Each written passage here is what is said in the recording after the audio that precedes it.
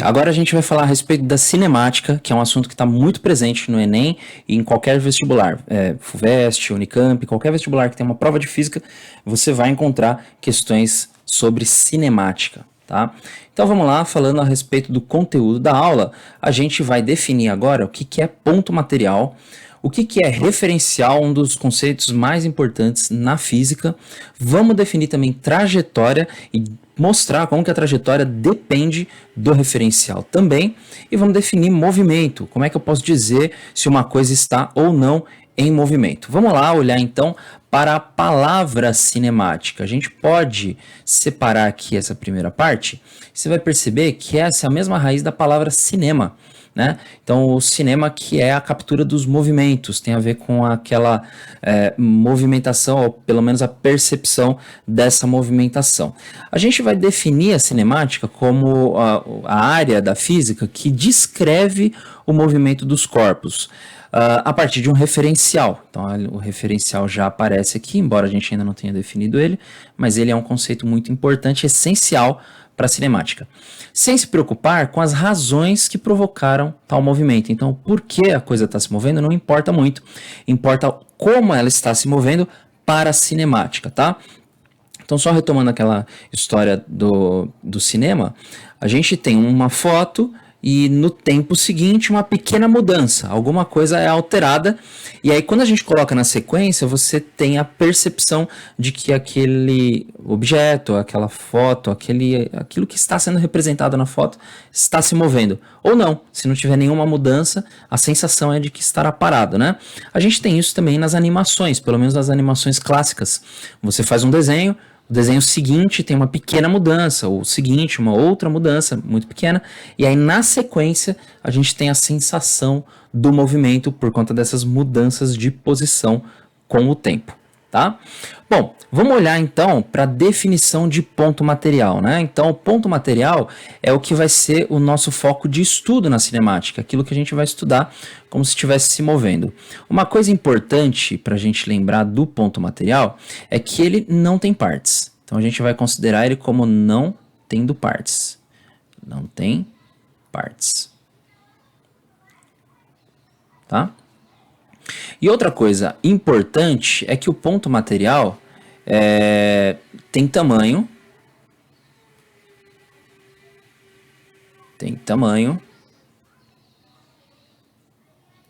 desprezível,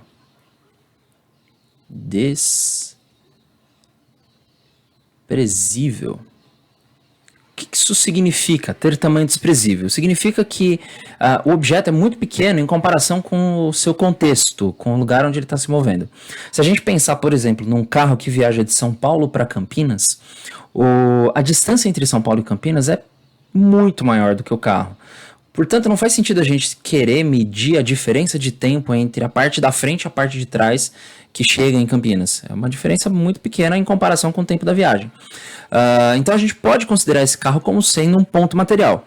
Agora, se eu quiser analisar como que vai ser o movimento desse carro dentro de uma garagem que só tem uma vaga para carro, então ele não pode mais ser considerado como um ponto material, porque as dimensões desse carro elas vão importar nesse contexto.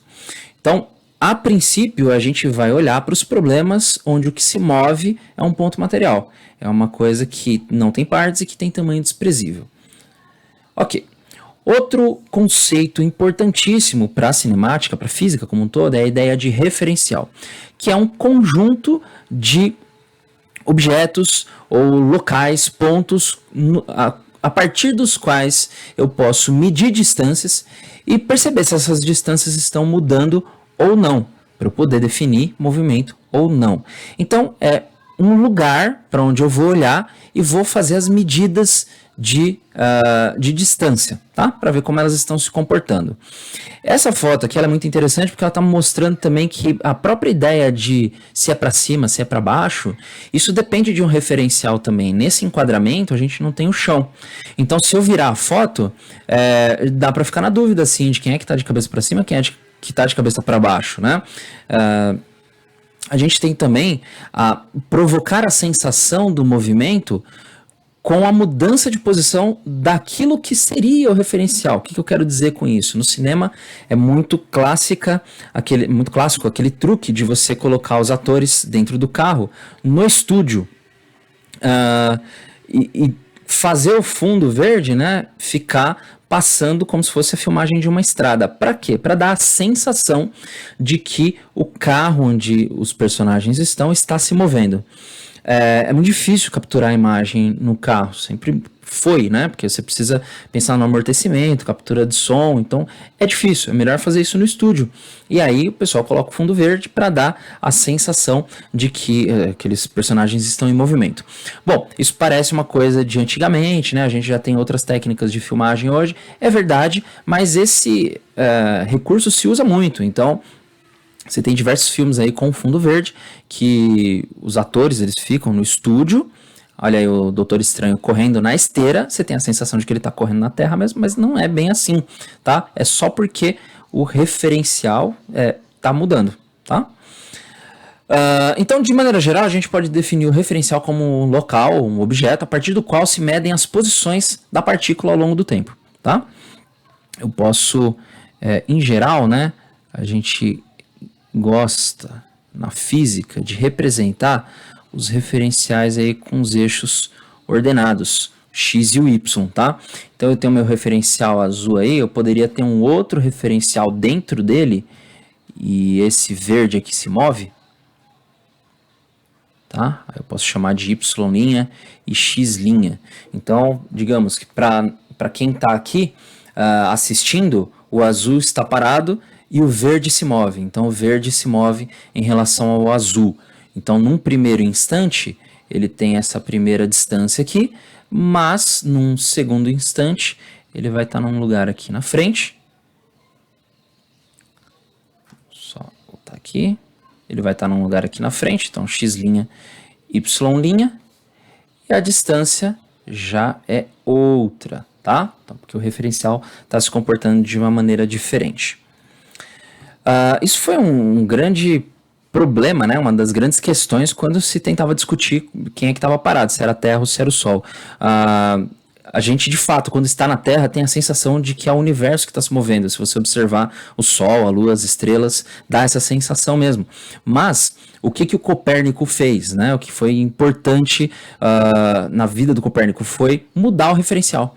Então ele tirou a Terra como referencial do centro do universo e colocou o Sol, o que simplifica em muito as equações e a visão que a gente tem do movimento dos astros, né? Você consegue ver isso aí nessa animação. Bom, vamos pensar a respeito de trajetória, porque trajetória está definida aí, olha, o caminho percorrido pela partícula durante o seu movimento em relação a um referencial. E aí, de novo, o referencial está aparecendo aqui, tá?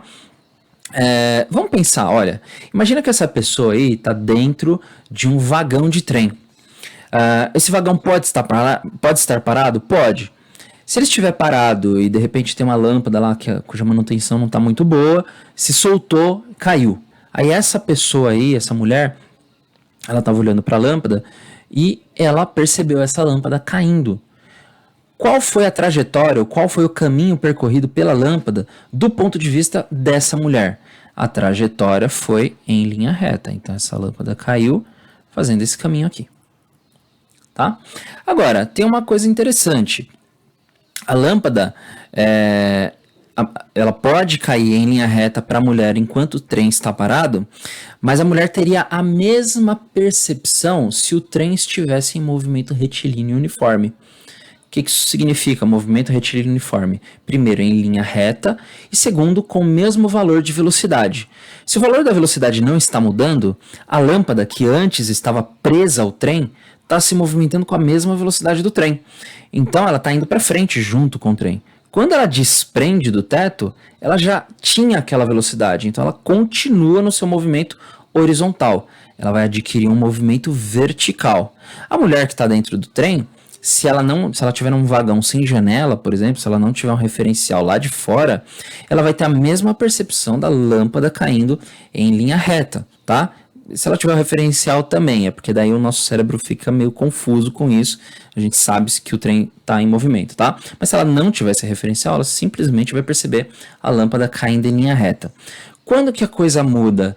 quando você consegue colocar outro observador, quando você consegue pensar nisso de um outro lugar. Então vamos pensar que esse trem agora está se movendo. Então, ó, ele está nessa posição no tempo t1, tá? Agora, no tempo t2, um tempinho depois, o trem veio um pouco para frente, para a direita. Só que a lâmpada caiu, ó. E agora, no tempo t3, a lâmpada caiu um pouco mais e o trem veio um pouco mais ainda para frente, tá? Então, perceba, para a mulher, ela continua vendo a lâmpada caindo em linha reta, porque conforme o trem vai para frente, a lâmpada vai para frente e a mulher em si vai para frente, né? Agora, para um observador externo, para alguém que está vendo tanto a lâmpada quanto a mulher, quanto o trem passando, se ele conseguir perceber também essa lâmpada caindo, ele vai ver um movimento conjunto. Ele vai ver tanto a lâmpada indo para frente quanto indo para baixo. E aí ele vai ter esse movimento aqui, ó, a lâmpada aqui, ela tem uma velocidade para frente em todos esses quadros, tá? E a velocidade dela para baixo vai ficando cada vez maior, porque aqui ela estava presa, aí aqui ela está caindo um pouquinho mais rápido e aqui um pouquinho mais rápido. No fim das contas, qual vai ser a trajetória percebida por essa pessoa? Vai ser aqui, ó, uma parábola. A gente chama essa figura aí de parábola. Então, qual é a trajetória descrita pela mulher que está dentro do trem para o movimento da lâmpada? A trajetória é linha reta, uma queda em linha reta. E qual é a trajetória descrita pela pessoa na plataforma para o mesmo movimento da mesma lâmpada? É uma parábola, tá? Então, a trajetória, a descrição da trajetória também vai depender do referencial, tá? Vamos lá dar uma olhada aqui nesse exercício, olha, como que isso pode aparecer nos vestibulares, tá? É claro que provavelmente você enfrentaria alguma coisa de questões objetivas, mas a gente pode encarar isso, a pergunta vai ser muito parecida, tá? Em uma cena de ação, o protagonista de um filme usa um helicóptero para resgatar seu filho que está sobre um caminhão em movimento. O herói persegue o caminhão e deixa o helicóptero por um tempo bem acima do caminhão. No momento do resgate, qual é o estado de movimento do menino? Perguntar qual é o estado de movimento é perguntar se ele está parado ou em movimento, tá? Aí ele está perguntando, ó, qual é o estado de movimento do menino? Letra A, em relação ao caminhão. Então, primeiro eu quero saber, olha, o menino em relação ao caminhão. O tempo está passando, o menino está na mesma posição, na parte de cima do caminhão. Então, se o tempo está passando e a posição dele dentro do caminhão em relação ao caminhão não está mudando, para esse referencial, ele está parado. Parado, tá? Em relação à terra, bom, o caminhão está se deslocando na terra. O menino está em cima do caminhão. Ele está junto com o caminhão, porque ele está parado em relação ao caminhão. Então, para a terra, para o referencial da terra, o menino está se movendo. Por quê? Pega um poste, alguma coisa que está fixa na terra. Se a partir desse poste você mede as distâncias do menino, conforme o tempo passa, as distâncias vão mudando. Isso vai caracterizar movimento, tá? B, qual é o estado de movimento do menino em relação à terra, né? Então a gente falou aqui que ele estará em movimento. Vou colocar aqui, movimento. Tá. E em relação ao helicóptero, poxa, esse menino aí precisa pegar o helicóptero, né? Ele precisa ser resgatado. E o helicóptero, o enunciado diz que ele fica bem acima do caminhão. A gente entende que ele vai na mesma velocidade do caminhão por um tempo, no tempo do resgate, tá? Portanto, se ele fica bem acima, seguindo a mesma velocidade do caminhão, a distância dele para o caminhão não muda durante o tempo do resgate. Portanto, ele estará parado. Parado, tá? O menino estará parado em relação ao helicóptero, porque o helicóptero está parado em relação ao caminhão e o caminhão está parado em relação ao menino. Bom, e aí a D é uma pergunta um pouco diferente, ela sai um pouco do enunciado, né? Vai perguntar, e o estado de movimento da terra em relação ao caminhão? Veja, se você usar o caminhão agora como referencial, pensa num poste que está à frente do motorista do caminhão. Para o motorista do caminhão, o poste está diminuindo a distância cada vez mais. Está diminuindo a distância e passa por ele e vai ali para trás. Então, para quem está no caminhão, para o referencial do caminhão, A Terra é que se move. Eu sei que isso pode causar um certo desconforto de pensar nisso, porque a gente sabe que a Terra está parada, mais ou menos, né? A gente tem a sensação de que a Terra está parada, mas ela está em movimento. É só você mudar de referencial. Se você colocar um referencial na Lua, por exemplo, ou no Sol, aí você vai perceber que a Terra é que se move em torno do Sol. Então, a nossa cabeça precisa mudar sendo colocado observador em referenciais diferentes, independente daquilo que a gente tem de experiência nesse caso, tá? Então, para o referencial do caminhão, as coisas que estão na Terra estão mudando a distância para ele, portanto, estão se movendo. Então, aqui, olha só, a movimento, tá? O estado de movimento é movimento. Ok? Próximo exercício, exercício 2. Dentro de um trem com velocidade constante, pouco antes de chegar à estação, uma pessoa de pé deixa cair o seu telefone celular no chão. Esboça a trajetória do movimento do equipamento. Então, olha só. Esboçar a trajetória do movimento do equipamento para o dono do celular. Então, primeira coisa, a gente vai pensar no dono do celular, que derruba o celular, está em movimento junto com o trem, o celular também está, o celular cai no pé dessa pessoa, né? Então, para ele, a trajetória do movimento celular é a linha reta, tá? Agora, para um funcionário da ferrovia que observa os passageiros a partir dos trilhos enquanto faz a manutenção, ele vai perceber o movimento do trem junto com a pessoa, junto com o celular que cai em um movimento composto, né? Tanto de queda quanto de movimento para a lateral. Portanto, ele vai perceber uma parábola. Exercício 3. Então temos aqui, ó, uma criança começa a andar de carrossel sentada em um cavalo no ponto mais próximo do centro de giro do brinquedo. Então tá ali perto do miolo do carrossel. Mas no meio da brincadeira, a criança sente medo e tenta caminhar para a borda do brinquedo onde está sua mãe.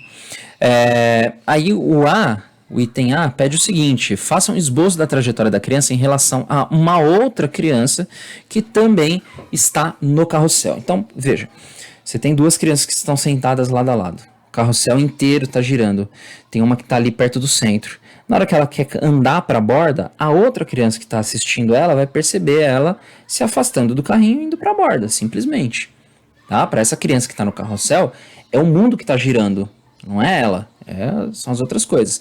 Então, quando ela vê a criança levantando ali e indo para a borda, ela vê essa criança se movimentando simplesmente em linha reta, tá? Agora, a gente vai fazer um esboço da trajetória da criança, mas agora em relação ao operador do carrossel que vigia a criança de uma cabine acima do brinquedo. E aí a gente percebe, ou pelo menos dá para inferir, que esse funcionário ele está numa cabine que está fixa ao solo, tá? Então a cabine está junto com o solo, está fixa no solo, enquanto o carrossel está girando. Tá. Então vamos pensar o seguinte, olha, esse funcionário ele vê um movimento composto da criança. A criança, ao mesmo tempo que ela se afasta do centro, ela faz o giro por conta do carrossel. Que figura é essa? Que vai se afastando do centro e fazendo um giro. É aquilo que a gente conhece por espiral, né? Então, para o funcionário, ele vai ver a criança se movimentando uma trajetória que é uma espiral. Beleza, gente? Então são esses exercícios por enquanto. A gente vai ter outras sequências de aula sobre esse assunto e sobre muitos outros. Toda semana a gente vai ter uma aula sendo lançada aqui no Mapa da Física. Então, curte esse canal, se inscreva no canal, curta esse vídeo, liga o sininho para você receber os avisos e poder ficar por dentro aí do que a gente vai trazer de novidades para vocês, tá bom? Até a próxima.